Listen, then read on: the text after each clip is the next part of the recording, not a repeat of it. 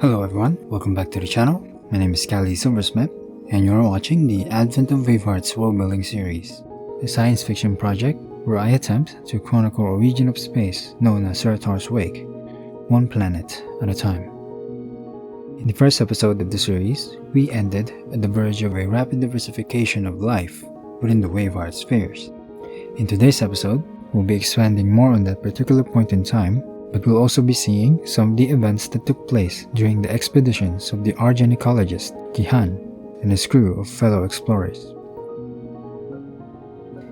Just like before, Mouse, the ship's computer, will be presenting these anecdotes and many others like it.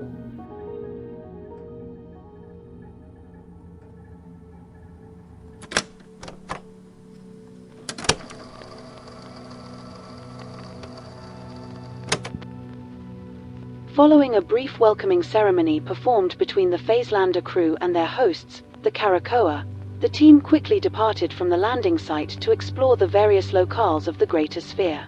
Along their journey, Kyhan and his fellow crew members conducted a series of observations about the planet and the life that calls it home. Among the first creatures I've had the pleasure of observing on the Karakoa homeworld were the peculiar Morksjal. Roughly 5 to 8 centimeters in length, they were difficult to find in the floodplains we'd been traversing. They slithered in and out of the mud with relative ease, filtering through silt as they went. Our host, humorous as they were, alluded to the idea that these were merely larvae, capable of growing into large predators that lie in wait in shallow waters. This was of course more than a jest, as we later observed a particularly massive individual successfully ambush its prey during our trek across the floodplain.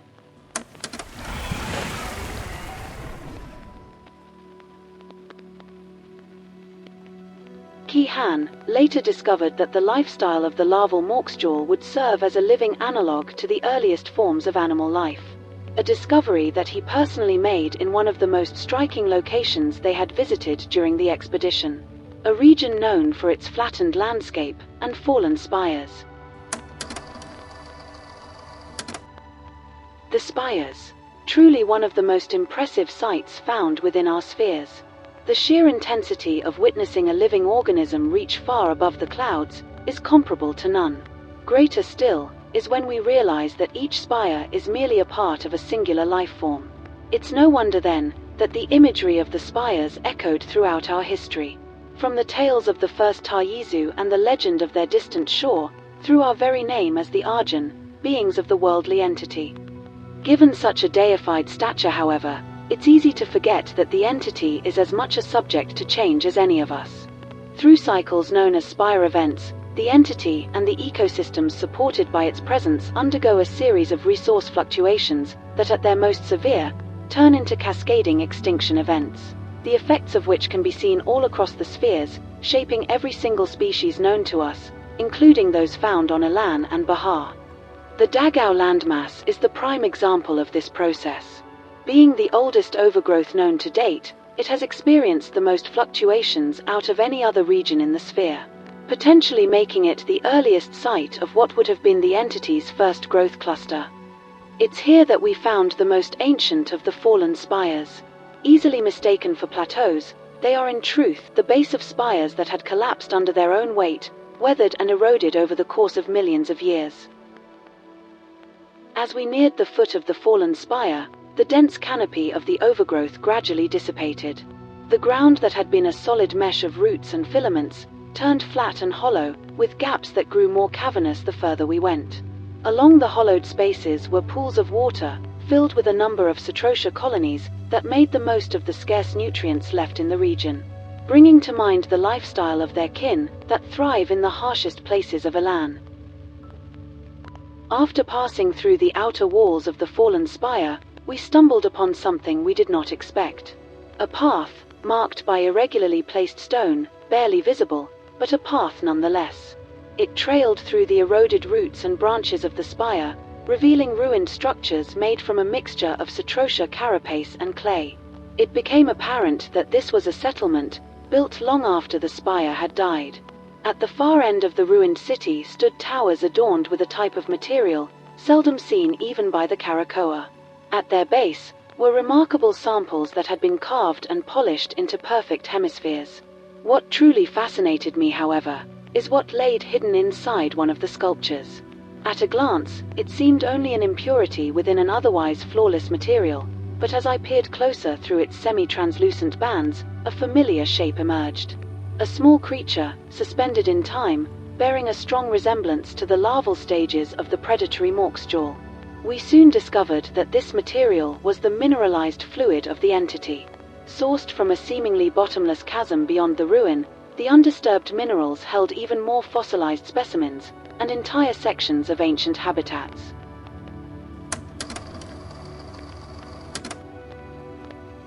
Around 500 to 400 million years ago, several lineages radiated from the earliest forms of animal life, exhibiting the ability to organize into a wide array of body plans made up of interdependent individuals. Having evolved the direct integration of water-processing life forms into their metabolic systems, they quickly spread throughout the sphere, creating new environments in their wake. Some floated near the surface of what would have been a shallow ocean, while others lived as membranous mounds on the ocean floor. A select few adapted to a unique tertiary symbiotic lifestyle, directly harvesting a variety of compounds from the roots of the entity, while the water-processing life forms they hosted diffused and processed the toxic compounds into sustainable food sources. From 400 to 350 million years ago, a branching group within the basal forms of animal life took advantage of the newly established niches, eventually splitting into two lineages that adapted to feed on the composite organisms and amongst themselves, the sinuated and the scale-plated lineages. At this point in time, the entity had grown to envelop a majority of the planet's northern hemisphere. This development dispersed excessive amounts of minerals and other compounds into the environment, facilitating the extinction of many specialized life forms, whilst providing shelter and resources for more adaptable species. 200 million years ago, a group within the scale-plated lineage rose to prominence, becoming the most dominant predators in the ocean. The combination of their 8 limbs, endoskeleton, and external support structures gave them unmatched swimming capabilities, allowing them to catch prey at alarming speeds and with exceptional dexterity. They also sported powerful mandibles, capable of crushing the hardened exteriors of their prey. The sinuated lineage also produced a variety of species, a majority of which adapted to the heavily rooted areas of the entity. They evolved shorter body plans and a number of prehensile appendages, giving them an edge in avoiding predators. 160 to 90 million years ago, the further growth of the entity effectively created landmasses. A number of composite organisms settled these lands, becoming the first terrestrial animals. Not long after, a species within the scale-plated lineage, we now call the Stridera-forms, followed suit, while their aquatic relatives suffered subsequent, poorly understood extinction events. In the aftermath, the descendants of the sinuated lineage diversified, filling almost all the vacant niches in the ocean. They evolved grasping limbs with wide ranges of articulation, equipped with lacerating claws. Some remained in the shallow waters, while others took to the open. From 70 to 60 million years ago, the entity had virtually enveloped the entirety of the sphere, with masses of its overgrowth separated only by the ocean it had accumulated. The spires have also begun growing throughout the landscape, causing drastic shifts in the balance of the ecosystem. Vast amounts of resources were funneled through the spires, accompanied by intense bursts of the entity's phase spectrum emissions. For a time, the ecosystem experienced immense growth, leading to the highest peak of biomass in the history of the sphere. However, the eventual decline of resources created an evolutionary crucible across the overgrowth, effectively restarting life with a cascading extinction event. Those that survived underwent rampant diversification. 50 to 20 million years ago, a surviving group within the sinuated lineage adapted to a variety of semi-terrestrial lifestyles, becoming what we now call the Ziribahli-forms. The rise of their biodiversity is punctuated by the appearance of the first Cetrotia. Radiating from a species of aquatic composite organisms, the Cetrotia quickly filled the niches left vacant by their terrestrial relatives. Within the same time frame, the first traces of life appeared on the moons, Ilan and Bahar. Having apparent relations with Cetrotia and Stridera forms, Their arrival is linked to the entity's phase spectrum emissions and the hidden expanse generated through its activity, with some findings pointing to the dispersal occurring in waves throughout the duration of the Spire events. However, other theories propose that the water-processing lifeforms may have been the earliest organisms on Ilan, Bahar, and perhaps Bashiozhen, before the demise of its thin atmosphere. Between 15 to 5 million years ago, several spires deteriorated within a localized region of the greater sphere. The death of the spires resulted in the collapse and flattening of the largest known landmass of the time. The eventual resurrection of the surrounding overgrowth created environments akin to floodplains and estuaries. This set of changes facilitated the extinction of most Stridera-forms native to the region, opening the path for the Ziribahli-forms to proliferate across the new environments, fully adapting to terrestrial life. They exhibited six-limbed body plans, with many species favoring bipedal modes of locomotion. On Ilan and Bahar, the dispersed lifeforms adapted to their new environment, producing distinct ecological outcomes.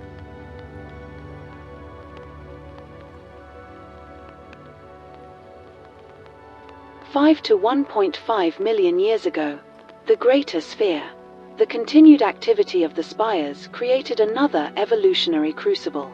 However, a species within the terrestrial Ziribahli-forms adapted to counteract its effects. In times of resource instability, members of their species turned fervent, inducing drastic changes in their morphology. These morphs, later named Wavehearts, scoured the overgrowth, moving as a swarm from one spire to another. Ilan. Countless Cetrotia and Stridera forms went extinct in the wake of the Moon's increasing geological upheaval.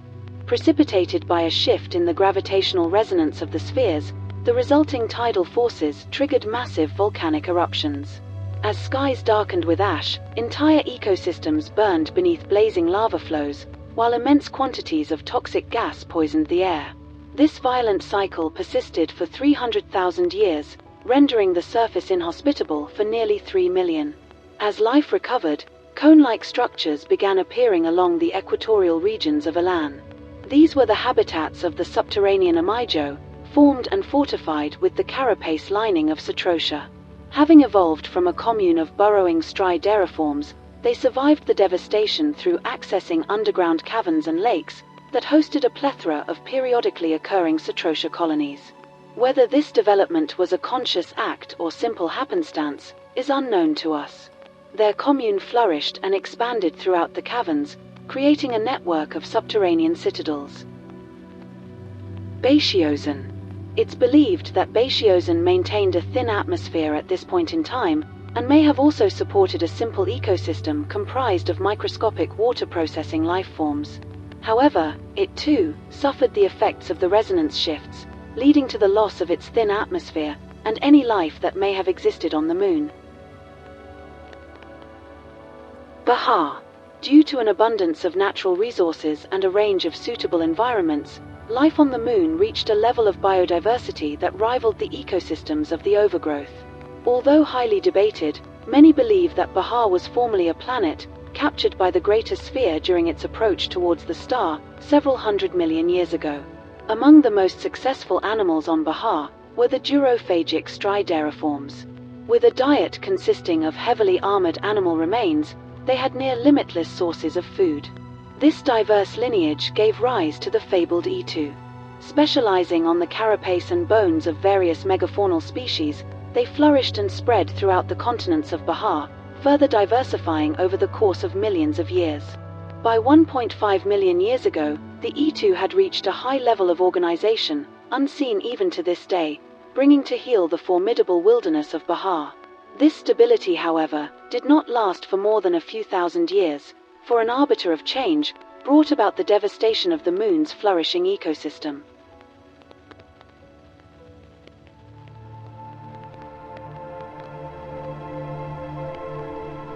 Grown through the accumulation and funneling of resources into the phase expanse, they are the offspring of the entity. Heralded as the beginnings of entirely new worlds, they detach from the tendrils of the spire, propelling them across and out of the phase expanse, into their long voyage between the stars. One of these offspring strayed from its path, striking Bahar. Researchers believe that this impact was something of an error, as the entity has long been observed to be extremely averse to self-contamination. They proposed that the shift in the gravitational resonance of the spheres may have intensified the eccentric orbit of the Moon, placing it beyond the influence of the phase expanse. The high velocity of the impact likely caused the demise of the offspring, preventing it from further wreaking havoc upon the Moon. The resulting fallout was nevertheless devastating. It created a world-spanning catastrophe across Bahar, bringing all life on the Moon at the brink of total annihilation. With their growth severely inhibited by the deterioration of their environment and the loss of their primary food sources, the Aetu civilization declined, but did not go out on a whimper. At the tail end of their existence, the Aetu created some of the greatest structures and most intricate artworks to ever grace the spheres, giving us a glimpse of their storied lives. But no other Aetu monument has captured our hearts as much as the Katzhia-gali relief. Constructed from a collection of limestone blocks stacked 3 meters tall and 7 meters wide from one side to another, it tells the story of a tribe's peaceful refrain as one of the last communities of Aetu, before the passing of their kind.